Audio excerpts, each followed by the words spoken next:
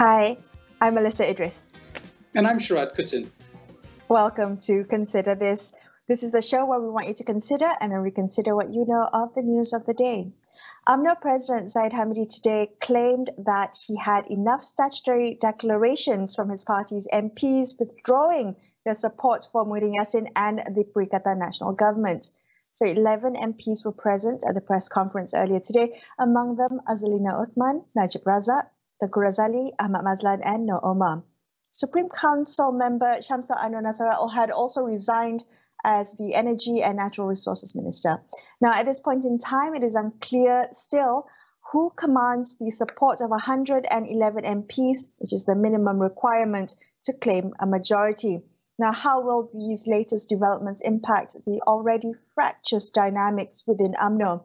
Let's ask Datuk Ikhwan Salim Sujak, who is the chief of UMNO's Damansara division. Good evening, Datuk Ikhwan. Now, your party president has come out to say this before. I mean, I think it was almost a month ago where he said there would be an immediate end of UMNO support for the Perikatan National Government. But nothing changed since then. I mean, the Attorney General said that the Prime Minister and Cabinet does not need to resign because there was no proof that Muhyiddin had lost the majority. I'm wondering how today's press conference whether or not today's press conference has actually deepened the split within UMNO. I mean, of those who support PN and those who don't.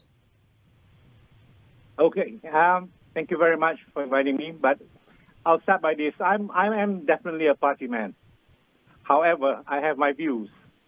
And at the moment, what I see, if at the ground level, for example, in my own division, we pretty much, I mean, all divisions in UMNO are pretty much well established. We're doing our work. I can still call out 1,000 people very easily with just one phone call.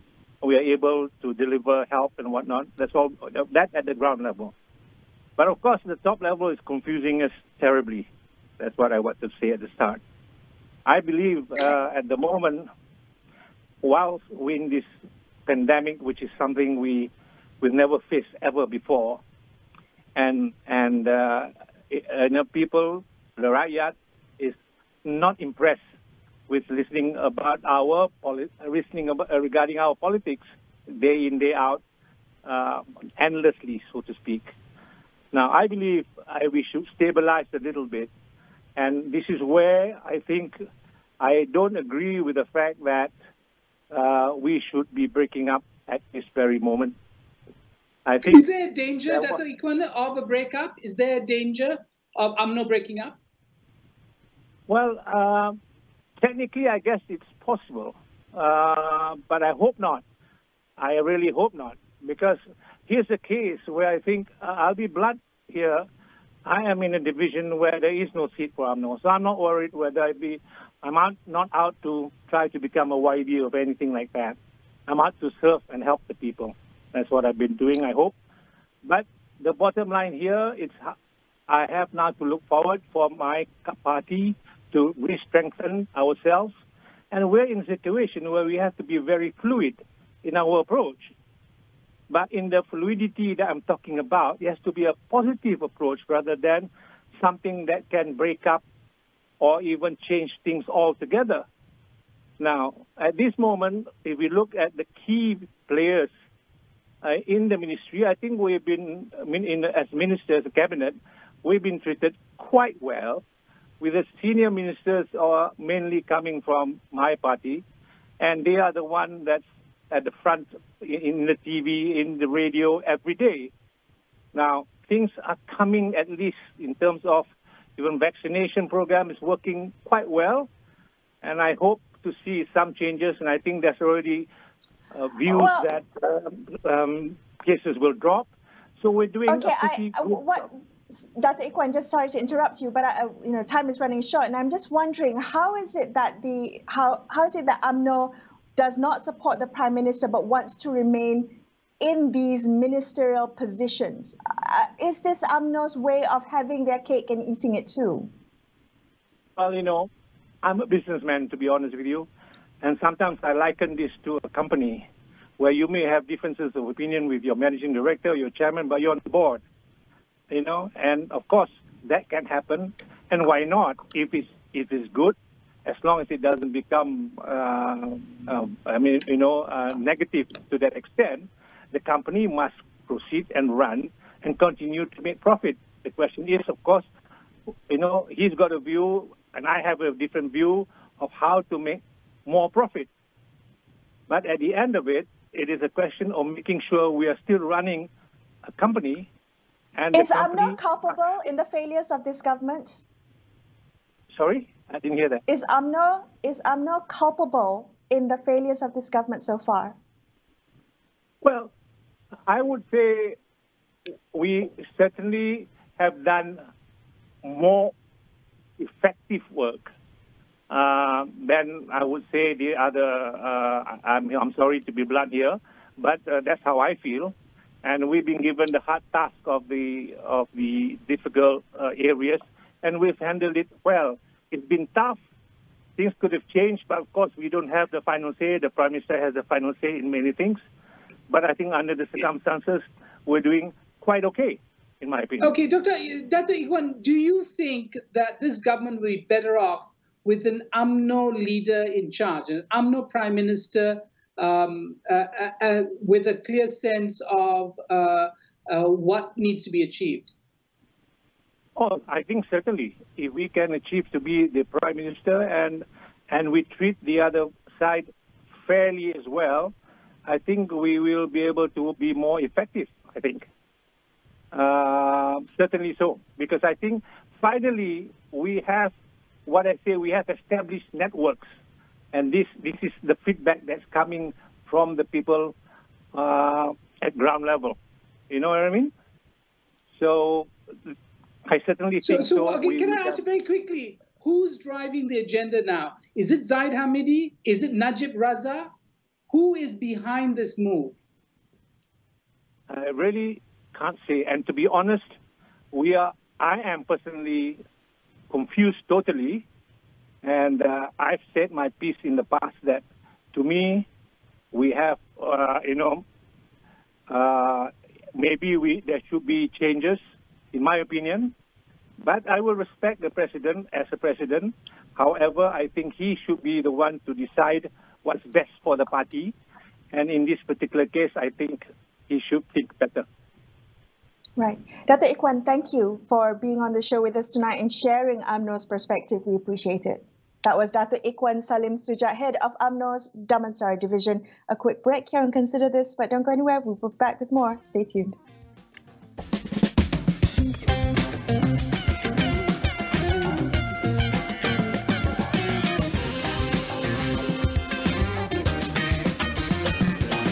Demi berjasa kepada self-lockdown tu penting. Lebih kurang pergerakan, maka lebih sukar untuk COVID menjangkit kita. Untuk tempoh 2 minggu ni duduk di rumah. Kalau kita boleh laksanakan KKP Kendiri dan keluarga, saya kira insya-Allah kita boleh berjaya. Akhirnya kita menang.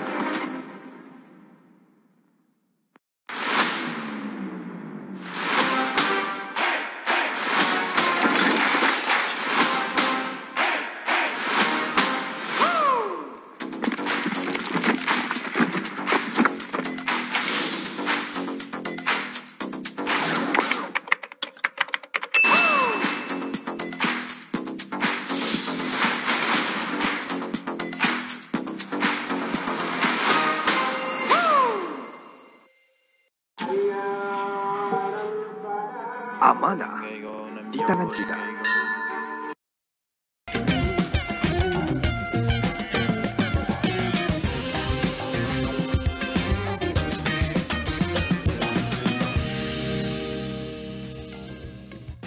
Hi, you're watching Consider This. I'm Melisa Idris. With me is Sharaad Kuttan. We're discussing Zaid Hamidi's stunning claim today that he has declarations from enough of the party's federal lawmakers withdrawing their support for the Prime Minister and his Perikatan National Government. Now, will UMNO's withdrawal of support for the Muhyiddin administration lead to a decisive change in government? Or has it merely caused more of a political stalemate for this impasse to deepen? Let's ask Dr. Bridget Welsh of the Asia Research Institute how she's making sense of these developments. Bridget, welcome back to the show. It's good to have you back. Now, I'm wondering, are we back in March of 2020 when Dr. Mahathir recognized that he no longer had the majority and resigned. Now, is this the same scenario? Yes and no. Yes, in the sense that we do see the inter-elite negotiations that are taking place for potentially pushing out one of the leaders in office and a new government coming in. But no, in the sense that Malaysia is undergoing a very serious COVID-19 crisis. The population is fatigued. They're fed up with the population, the politicians, and there's not the sense of drama and attention to these political intrigues because people are trying to survive during a very serious crisis. And I think there's a certain degree of anger that this crisis is going on, as opposed to focusing on the needs of everyday people to deal with the situation, the health and the economic crisis the country is facing. Nevertheless, Bridget, part of the solution, I guess, or part of the crisis this time has been the reluctance of the executive to allow Parliament to function as the Constitution deems it. And on that score, they found themselves up against the monarch. Is that the tipping point, do you think, in this crisis, the fact that Putrajaya came up against the palace? I think it has been a tipping point for Muhyiddin. It may not necessarily be for his entire coalition, but I think in the way that the issues involving the emergency ordinances were handled really has put attention on Muhyiddin Yassin in terms of the relationship. And of course, he stood his ground. But at the same time, many of the people in the government have now, who have been talking over and over and over again that they might leave, have now seized this opportunity to make a show that they are no longer with this government. And that's why we saw, the number of people at the press conference today and a resignation of a minister and claiming and showing that Muhyiddin Yassin no longer has a majority. But whether or not this evolves into a new government, as in a different type of government, that's still too early to see. But the issue also is whether or not it changes the leader. I think Muhyiddin Yassin is very much in the hot seat because he is seen as being responsible for provoking the monarchy and not responding appropriately in a way that people were expecting a bit more respect and a much more apology and upfront reaction. Bridget, the use of the word opportunity is curious to me because I'm wondering whether UMNO used the constitutional crisis as an opportunity, as a means to their ends. That in that case, gunning for a return to a position of power. I think this is one of the things that's going on. I think they are looking to be either a caretaker government or where they actually reach negotiations with current people in the PN government to have a change in roles, of which Muhyiddin Yassin no longer is the prime minister. The question becomes whether or not other people in the PN government will find this acceptable and whether or not there will be sources of instability that come from within the government in terms of the negotiation process.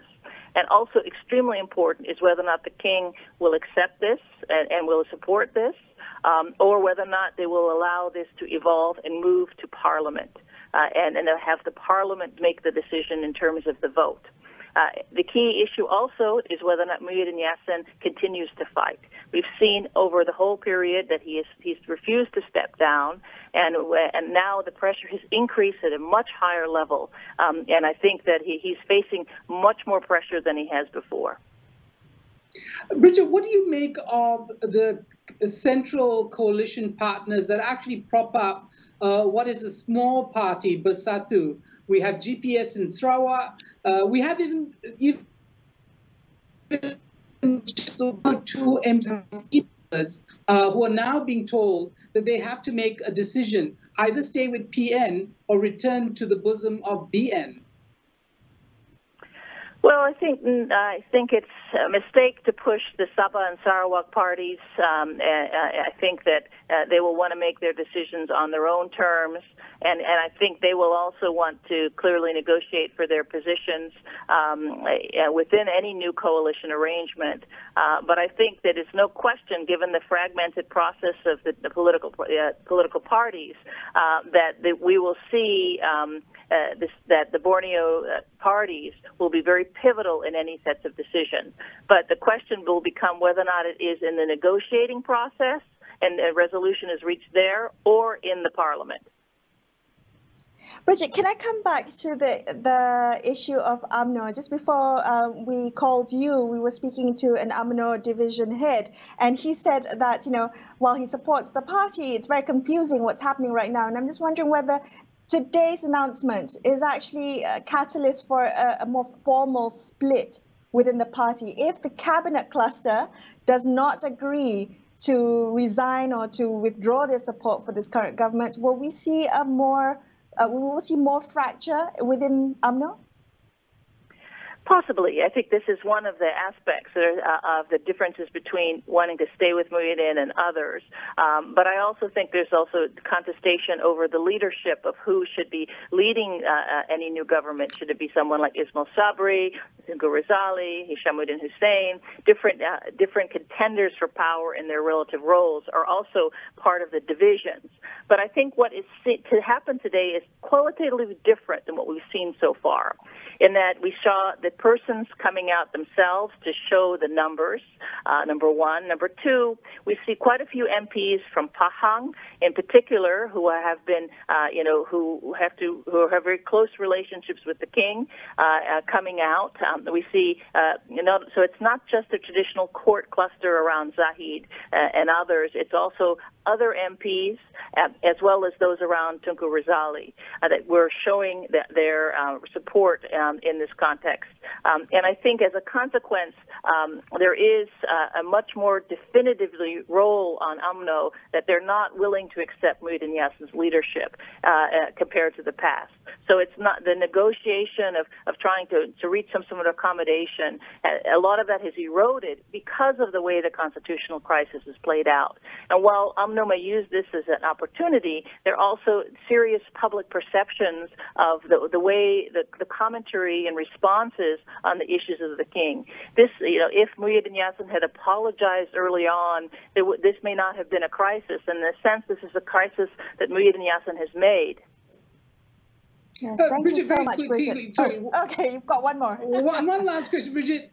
We talk about Ismail Sabri coming to the fore, but he was silent during the constitutional crisis. He did not speak up. He did not correct Taqiyuddin. He did not correct the Prime Minister.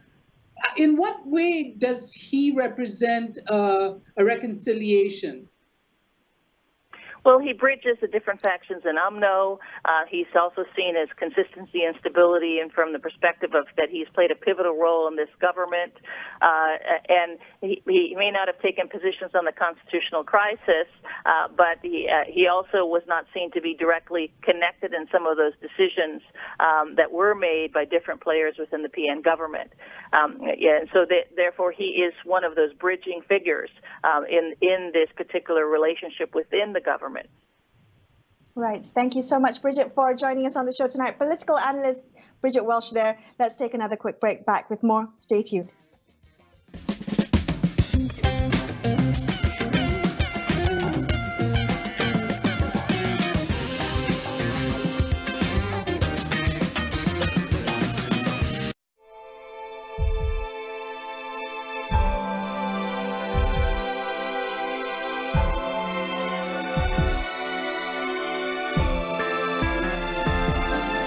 Self-lockdown tu penting. Lebih kurang pergerakan, maka lebih sukar untuk COVID menjangkit kita. Untuk tempoh 2 minggu ni, duduk di rumah. Kalau kita boleh laksanakan KKP, Kendiri dan keluarga, saya kira insyaAllah kita boleh berjaya. Akhirnya kita menang.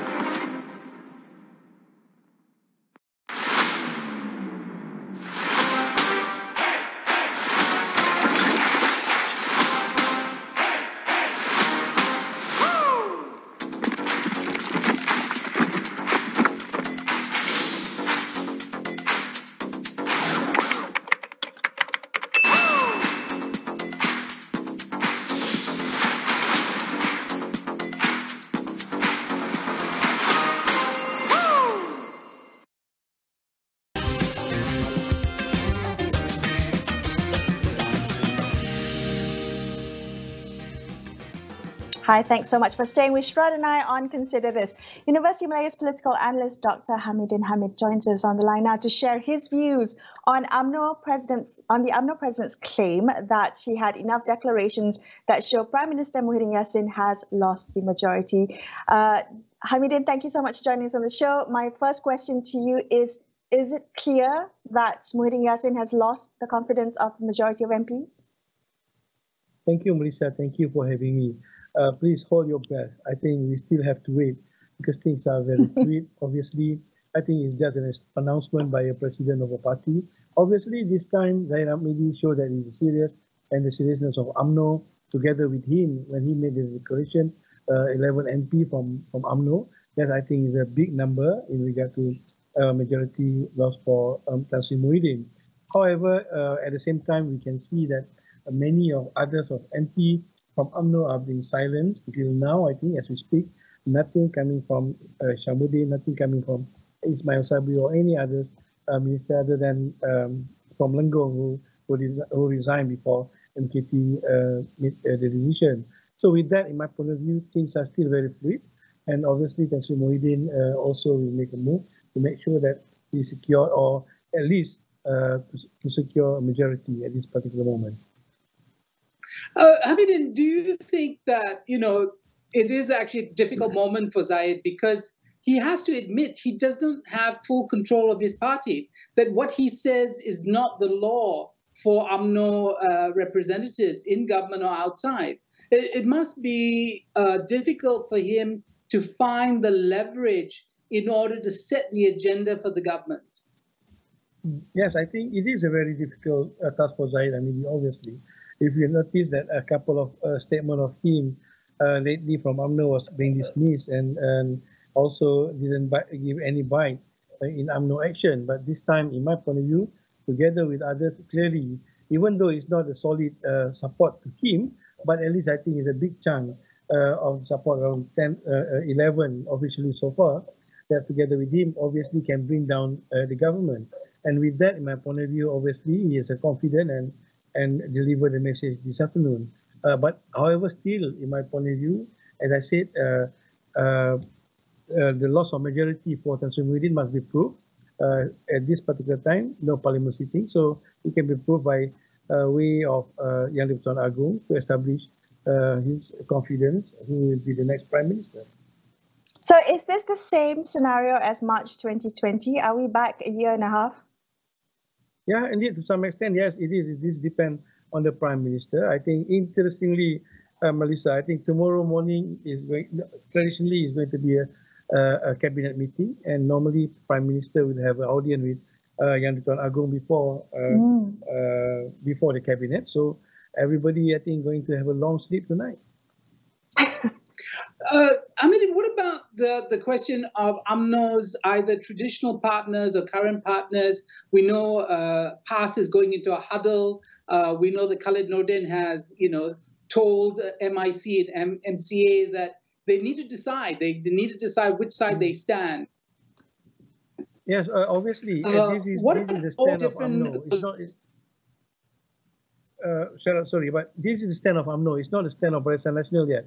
We're still waiting what is the stand of the Barisan Nasional. But I think for PAS, obviously, so far, I think it seems that they will stick with Tan Sri Muhyiddin. But as I said just now, things are very fluid. Let us see what's happened. I think the next 48 hours is very crucial for Tan Sri Muhyiddin to save his government. Okay, I'm going to ask you to look into the crystal ball now, Hamidin, and what options lay in front of Tan Sri Muhyiddin Yassin? I mean, you say the next, a few days will be important. What can he do in the next few days? I think at this particular time is basically he must take the advantage of him being the Prime Minister and his accessibility to the Yang di-Pertuan Agong.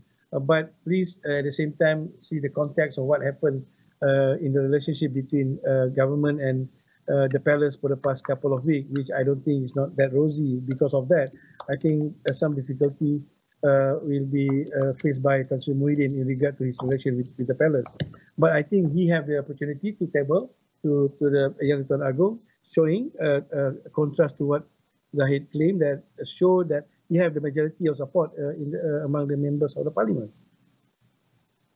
Hamidin, do you think in many ways that this announcement came because Tan Sri Muhyiddin seemed to reach some sort of a conciliatory position with regard to the ordinance revocation issue, that by putting that out, it might have taken the wind out of the sail of this claim that the government is derhaka, treasonous, and so somehow UMNO had to strike soon or lose that advantage?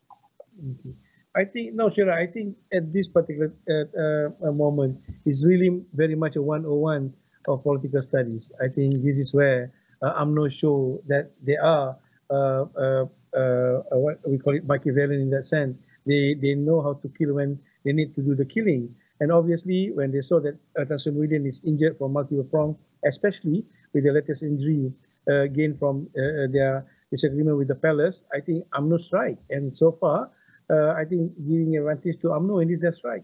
So it shows that it's very difficult for Tan Sri Muhyiddin to come out clean from this strike. Thank you so much. That was political analyst Dr. Hamidin Hamid wrapping up this episode of Consider This. I'm Melisa Idris. And I'm Sharaad Kuttan. I guess we're done tonight, Melissa. Yes, we are signing off for this evening. Thank you so much for watching the show. Good night.